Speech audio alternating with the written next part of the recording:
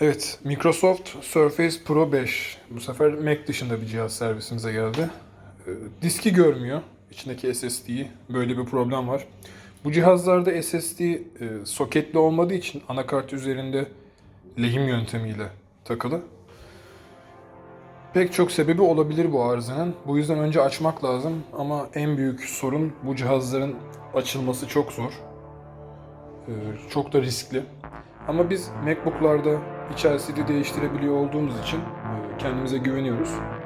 Ve bu cihazı da sağlam ekranıyla açmaya karar verdik.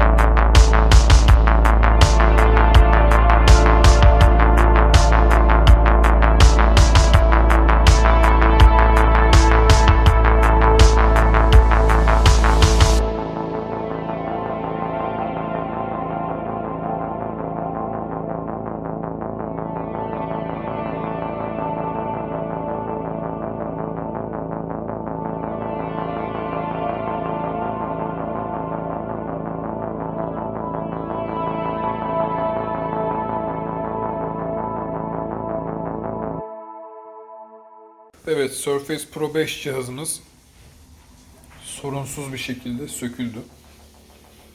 Herhangi bir kusur olmadan. Şu depolama birimi. Solunda bir boşluk daha var, daha yüksek kapasiteler için. Şimdi bunun neden çalışmadığını araştıracağız. Sonra da testler vesaire tamir etmeye çalışacağız cihazı.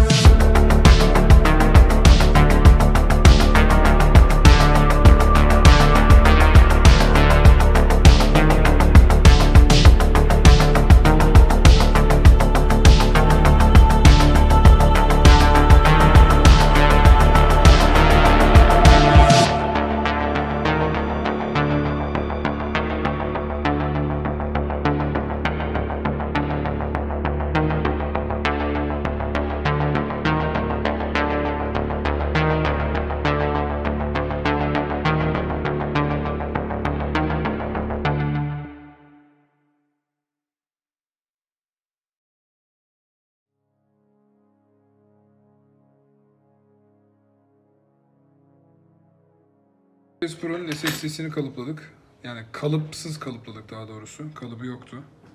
Elle top dizildi. Daha arkası var. Yani üst katman. Bunu da kalıplayacağız ama bu kolay olur. Bunu hatta evrensel kalıpla yapabilirim.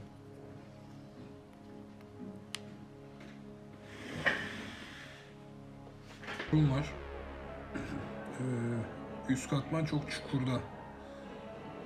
Bu yüzden bunu doldurmamız gerekiyor. Bu şekilde doldurup ısı vereceğim. Sonra şu katman kalıplanacak. Yani tekrardan bacak dizilecek bu katmana ve üstüne montajı yapılacak. Evet, şu an göründüğü üzere boşluklar dolduruldu. Bir kat daha sürer miyim? Şöyle mikroskopta bakıp karar vereceğim.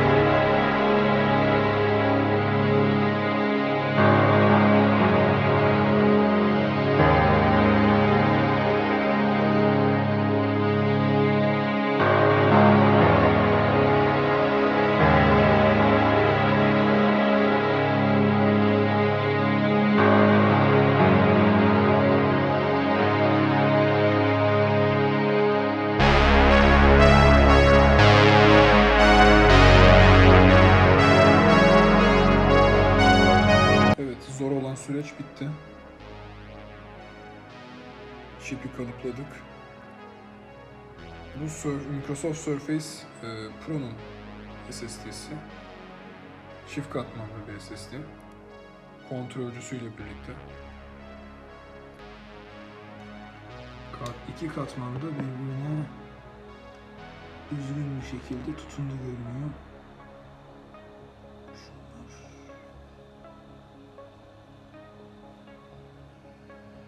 Şimdi anakarta montajını yapacağız.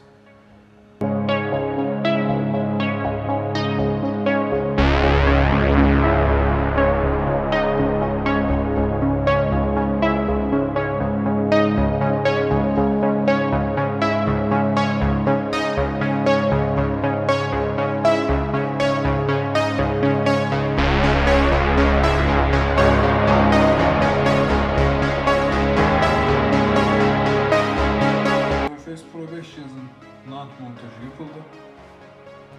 Şu anda açık bir şekilde masaüstünü gördük. Şimdi cihaz tekrardan toplanıp tüm testleri yapıldıktan sonra müşteriye teslim edilecek hale gelecek. Evet, bu Surface Pro'nun disk onarımı da tamamlandı. Görüldüğü üzere 240 GB olarak şu an kullanılabilir durumda. Ekran yapıştırmalarını yapacağız. Sonrasında müşteriye teslim hazır. Testler tamam. Surface Pro 5'imizin SSD'si sorunsuz bir şekilde şu an çalışıyor. Müşteriye teslim edilmek için hazır.